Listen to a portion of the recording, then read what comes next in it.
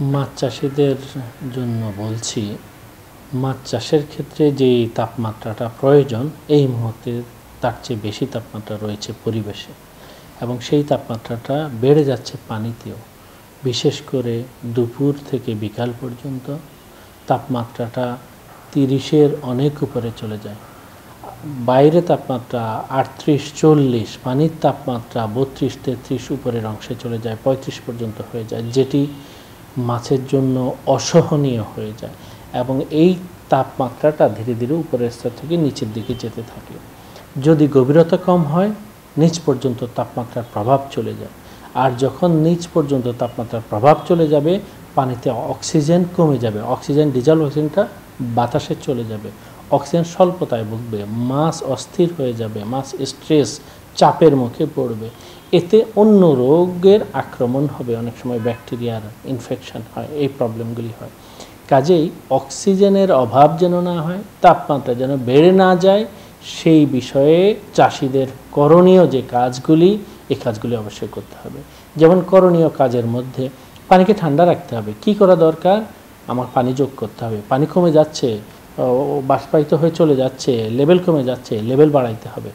যদি প্রয়োজন হয় শ্যালো দিয়ে লেভেল পানি দেওয়া। আরেকটি বিষয় যে পানিটাকে যদি স্প্রে করে দেওয়া যায়, অক্সিজেন বাড়ানোর জন্য যে পদ্ধতিগুলি সেইভাবে যদি দেওয়া যায়, সেই ব্যবস্থা করতে হবে। আরেকটি খুব সহজ নিয়ম রয়েছে বা সহজ উপায় রয়েছে। আমাদের নদী, খাল, বিল বিভিন্ন জায়গায় কচুরিপানা পাওয়া যায়। মাছের পুকুরে যেখানে অধিক ঘনত্বে মাছ আছে সেখানে কচুরিপানা দিয়ে শেল্টার তৈরি করা, পানিটা যেন ঠান্ডা থাকে। এতে অ্যামোনিয়া তৈরি হলে অ্যামোনিয়া অ্যাবজর্ব হয়ে যায় এবং মাছ সেখানে দুপুরবেলায় ওই শেল্টারের জায়গাটায় বাঁশ দিয়ে বেঁধে বেঁধে কচুরিপানা বিভিন্ন জায়গায় জায়গায় শেল্টার তৈরি করে দেওয়া। এভাবে মাছটাকে যেন সহনীয় পর্যায়ে থাকে সেই দিকে লক্ষ্য রাখা। আরেকটি, এই সময় অতিরিক্ত খাবার না দেওয়া। খাবার যেই পরিমাণ দেই অন্য সময়ে, ঠিক ওই পরিমাণের চেয়ে কম দেওয়া খাবার। কারণ মাছ স্ট্রেসে রয়েছে, খাওয়ার পরে মেটাবলিজম হবে, তার পরিপাক ক্রিয়া শুরু হবে, সেটা আবার বাইরে আসবে, পানির পলিউশন বা পানির দূষণটা বেড়ে যেতে পারে।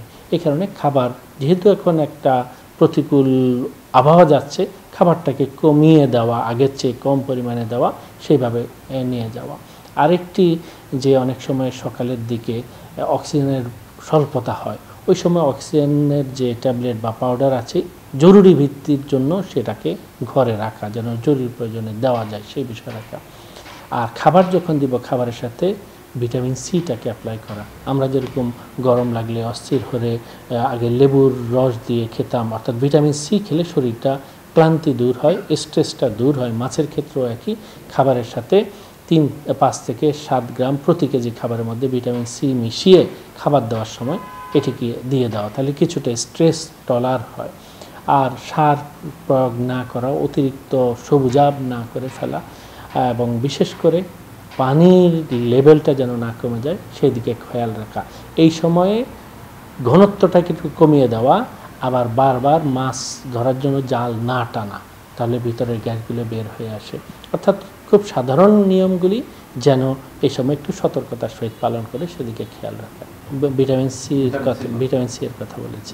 ভিটামিন সি এটা পাউডার আকারে পাওয়া যায়, পানিতে মিশিয়ে খাবারের মধ্যে স্প্রে করে যেন দিয়ে দেয়। সেটি একটি খুব ভালো কাজ করে। ট্যাঙ্কের জন্য এটি হতে পারে, পুকুরের জন্য হতে পারে, দুই ক্ষেত্রে এটি ভালো কাজ করে ভিটামিন সিটা।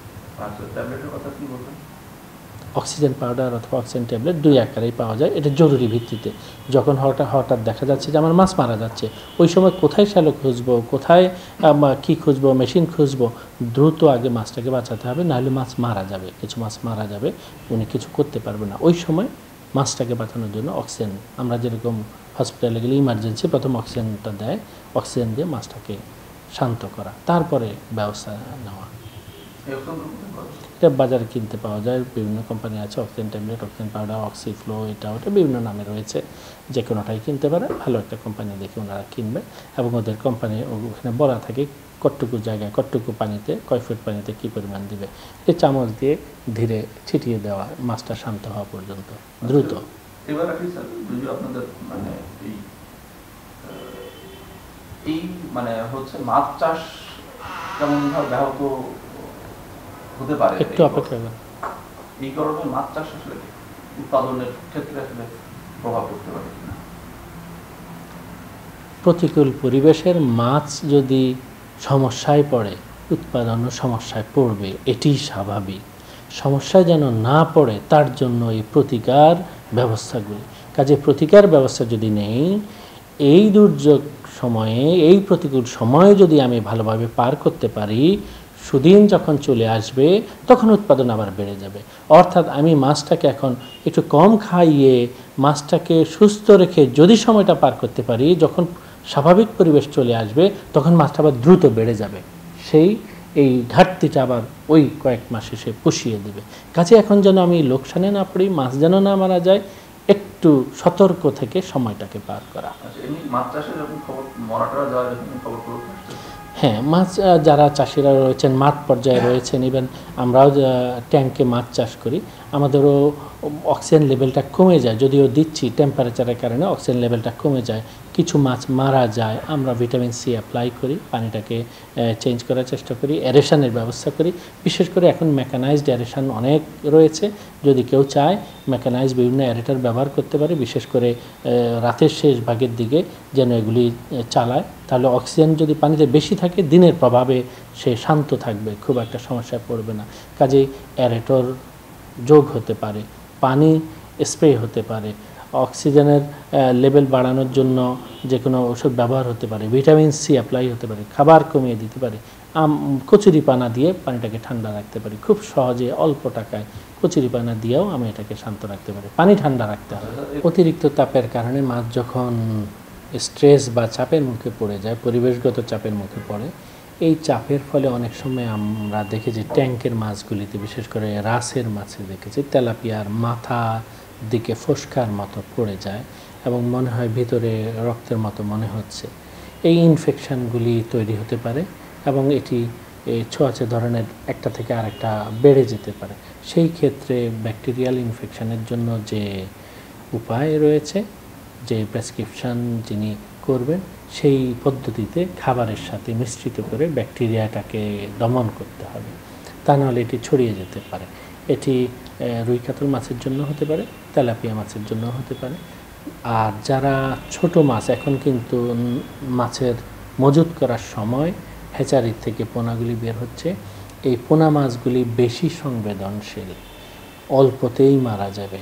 কাজে সেই ক্ষেত্রে বিশেষ সতর্কতামূলক অবলম্বন করা, বিশেষ করে পানি ঠান্ডা রাখা, পানিতে যেন ভিটামিন সি অ্যাপ্লাই করা, এবং অনেক সময় সান প্রোটেক্টর কিছু নেট পাওয়া যায় যে তাপটাকে সরাসরি আনতে দেয় না। ছোট পুকুরে, নার্সারি পুকুরে সান প্রোটেক্টর নেটগুলিকে ব্যবহার করে যেন সরাসরি তাপটা পানির মধ্যে না পড়ে, যেটি থাইল্যান্ড বা অন্য জায়গায় বিভিন্ন হ্যাচারিতে তারা এই নেটগুলি ব্যবহার করে।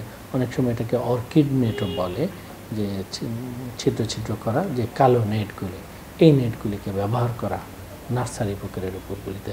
আর যারা ট্যাঙ্কে মাছ চাষ করেন তাদের খোলা ট্যাঙ্ক হলে এই ট্যাঙ্কের উপরে এই সান প্রোটেক্টর নেটগুলি ব্যবহার করা, যেন তাপটাকে কমিয়ে নিয়ে আসা যায়। ব্যাকটেরিয়ার সমস্যা পুকুরে হতে পারে, ট্যাঙ্কে হতে পারে, যে কোনো জায়গায় হতে পারে। যদি এই ধরনের মাছ দেখা যায়, এরা পাড়ের আশপাশে ঘুরবে, এরা উপরে চলে আসবে, মাছটাকে ধরে নিয়ে যদি নিকটস্থ উপজেলা মৎস্য কর্মকর্তার শরণাপন্ন হয়ে বা তার সাথে পরামর্শ নিয়ে ব্যাকটেরিয়া দূর করার জন্য যে মেডিসিন দেওয়া দরকার, এটি প্রেসক্রিপশন অনুযায়ী ব্যবহার করা।